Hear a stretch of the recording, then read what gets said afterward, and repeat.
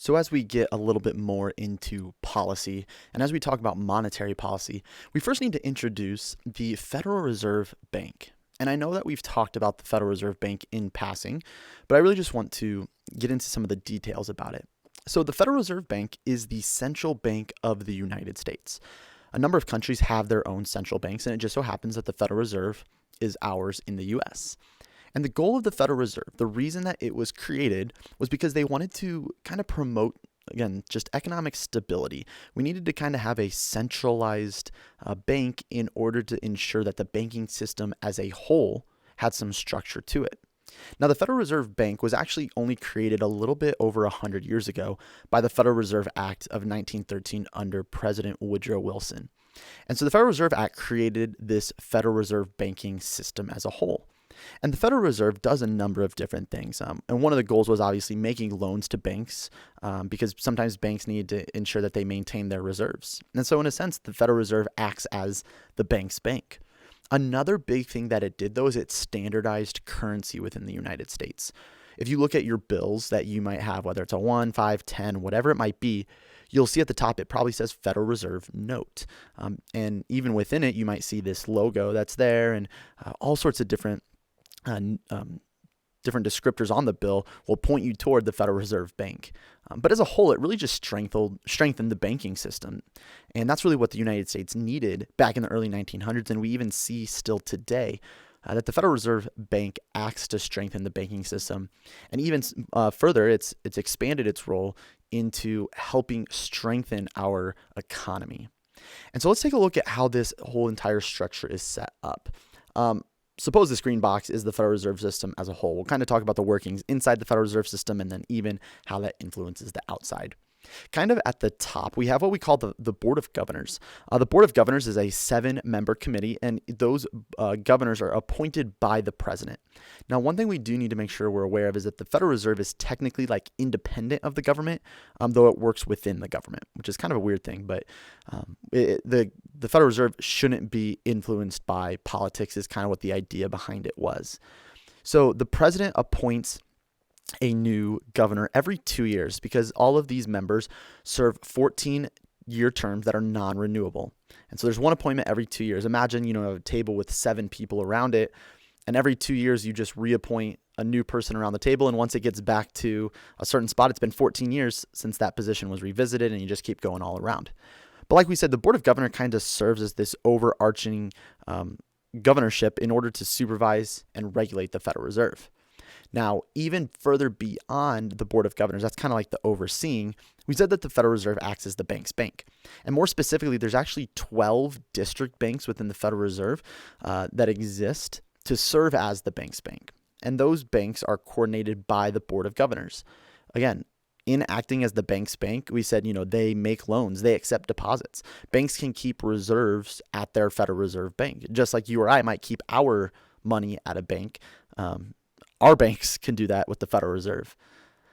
If we look at a map of the United States, what we end up seeing is that it's divided up again into these 12 districts, and these 12 districts all around the U.S. are then subject to a different Federal Reserve district bank. And so those black square boxes represent the district bank. So you can see within where Indianapolis area is, our district bank is out of Chicago. But those red dots represent kind of like branches of those. And so even closer than Chicago, though they're not in our district, there is a branch in Louisville, there's a branch in Cincinnati.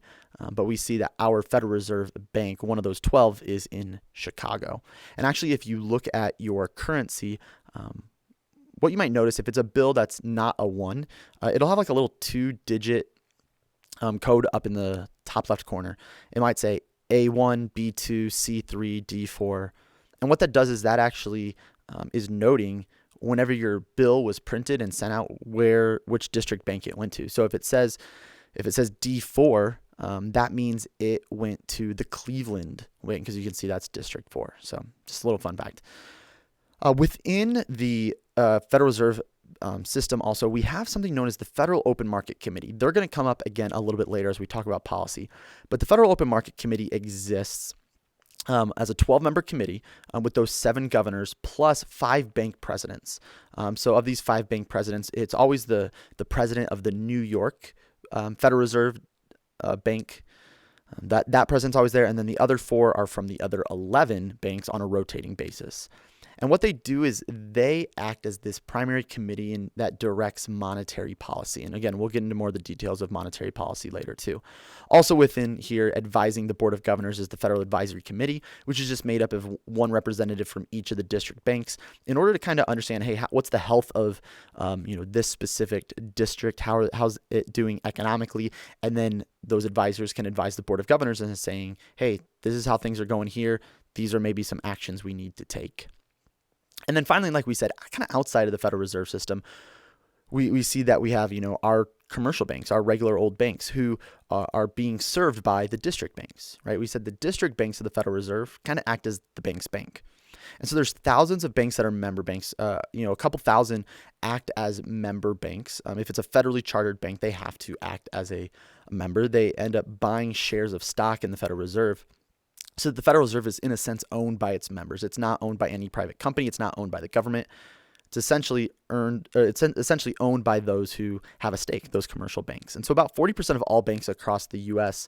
are member banks.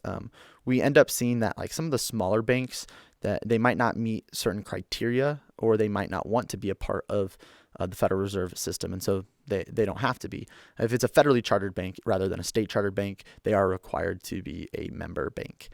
And then again, our commercial banks then serve us, the households and businesses. And so that's kind of the structure, how we see that the Federal Reserve System works within just serving banks. And we're really going to talk about that relationship between the Federal Reserve System and commercial banks, and then how that applies to just the economic health of the United States. But a little bit further, talking about the jobs of the Federal Reserve. We said obviously issuing and maintaining currency and providing financial services. We said whether it's allowing banks to deposit money there, to store money there, to take out a loan from the Federal Reserve. It provides the same kind of financial services that you or I might receive from our own personal bank. They set the reserve ratios. That's going to come up later. They also act as the government's bank. So obviously the government collects all this tax revenue and stuff, and the Federal Reserve acts as the government's bank too. The government has a, quote, bank account with the Federal Reserve. They regulate and they supervise the banking system as a whole, but probably the most important thing that we're going to see, and this is probably, actually, let's say it is the most important role, is controlling the money supply. It's the most important job because the money supply is going to impact interest rates, and as we know, impacting interest rates then impacts our GDP. And this whole idea of changing the money supply in order to influence interest rates is known as monetary policy. And monetary policy is really going to be the focus as we go through today in trying to understand how does the Federal Reserve take specific actions in order to influence the economy.